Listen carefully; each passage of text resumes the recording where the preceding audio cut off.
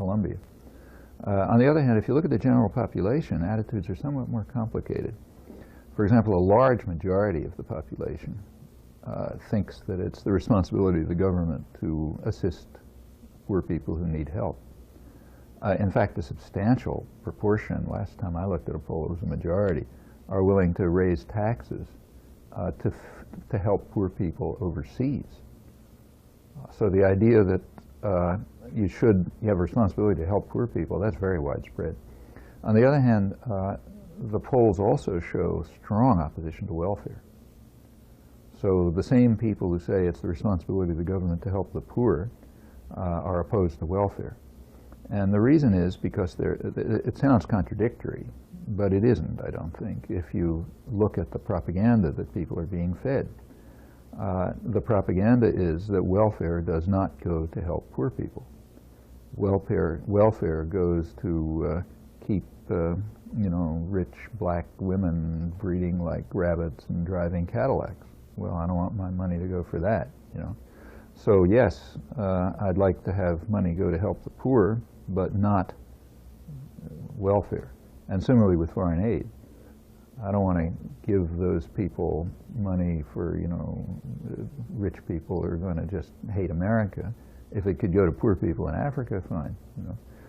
Now, here's where the propaganda has been successful in dissociating the actual facts about welfare and aid from the idea that you have a responsibility to help people. Now, as in any propaganda, it's not totally falsified. So an awful lot of foreign aid is putting money in the pockets of rich people.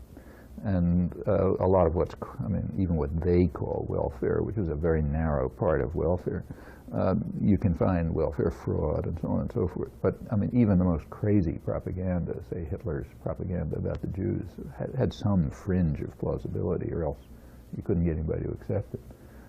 The propaganda is more elaborated in the rest of that story, if I remember it.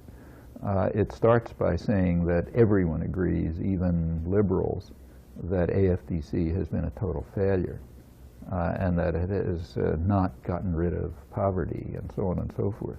Well, that may be what the author of the article and whoever's giving him his lines believes, but it's certainly not a fact that people who know anything should believe, because it's just not true. The fact is that what failed about AFDC is that it was eliminated. AFDC, which was never very high, has been cut back by close to 50% since around 1970. You take a look at AFDC in real terms from 1970 to, say, 1990 through the Reagan years. It's down close to half. In fact, it got to the point where it was lower. All such payments, AFDC, food stamps, and I forget the third one, were lower than just food stamps alone before this period. So sure, if you cut down support systems for poor people, you're going to have a lot of poor people, that's for sure. So one factor in the fact that we haven't gotten rid of poverty is that the so-called war on poverty was called off right away. It, in fact, didn't go into effect until the late 60s. And by the end of Nixon's term, it was over. And Nixon was sort of the last liberal president, even toward the end of his term was being attenuated. But when you get into Carter, Reagan, and so on, that's the end. It just goes down, down, down. So yes, these programs didn't have much effect because they were never applied. No, they had some effect. Like some poor children did get enough food to eat.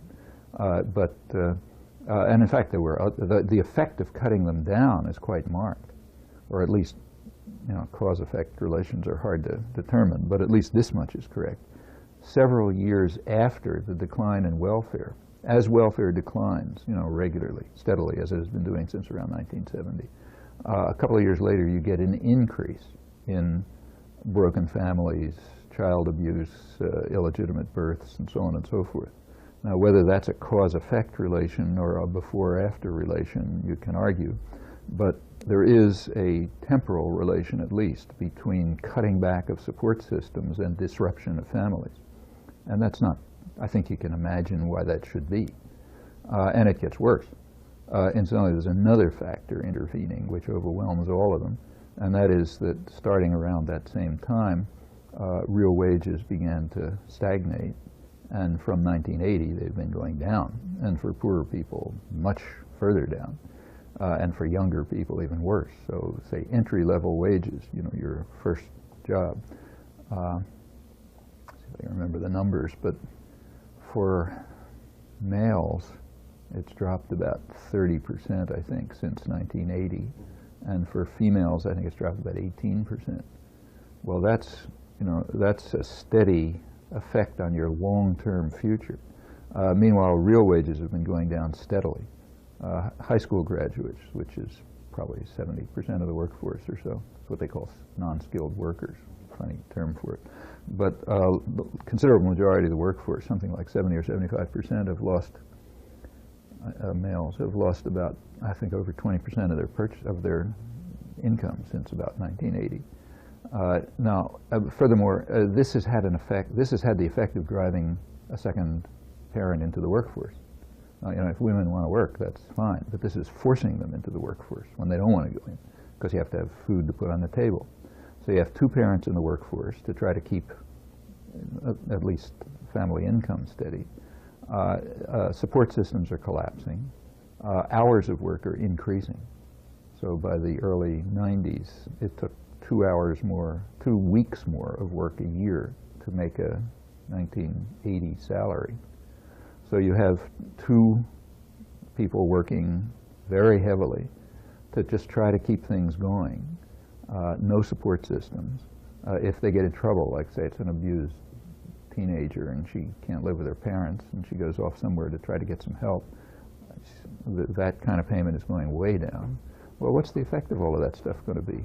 You don't have to be a genius to predict. I mean, what it's going to mean is child abuse, neglect of children, malnutrition, violence against children, by children, drug abuse, unwanted pregnancies, all sorts of things. In fact, all of these consequences are exactly what has been the clear, determinable result of social policy by the people who call themselves conservatives.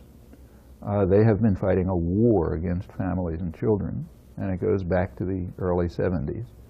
The propaganda that people are being fed is what you read in that article, that it was a failure of the attempt to deal with these problems. On the contrary, it was a conscious attempt to create those problems, and I say conscious in the sense in which you use the term, you know, in law. I mean, if a consequence is completely predictable to a sane person, that's evidence for intent. And this was all completely predictable to a sane person, just as it is completely predictable to a sane person that that these changes that you quoted in your first statement are going to have very severe effects, which means it's equally clear that when he said it's a gamble, that's just not true. There's no gamble. You know exactly what's going to happen. It is a cover for something else. Well, when you have that kind of propaganda, and that's what's being, I mean, this is what's being given to the, you know, the educated folk, so it's in big words on the New York Times Weekend Review, but you're getting it at some level over and over again, everywhere, from television sitcoms to, you know, radio sound bites to advertising to schools to everything. People are being deluged with this propaganda.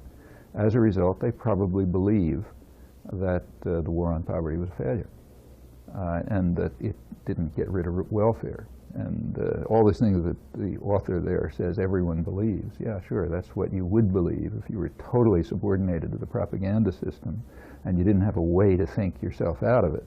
Now, most people don't, but the author of that article does. He knows enough, or at least could know enough easily, to find out just what happened to the war on poverty. So what happened to AFDC? He can find out the answer to that question. That's his field. He covers those things. So he can find it out. And as soon as he finds it out, he knows what he wrote is, to put it charitably, nonsense. To put it probably accurately, something much worse. Well, the end result of this is you get the kind of confusions you're talking about, that we were talking about. Yes, we should help the poor, and it's the government's responsibility to do it, but welfare is a catastrophe. It's created poverty.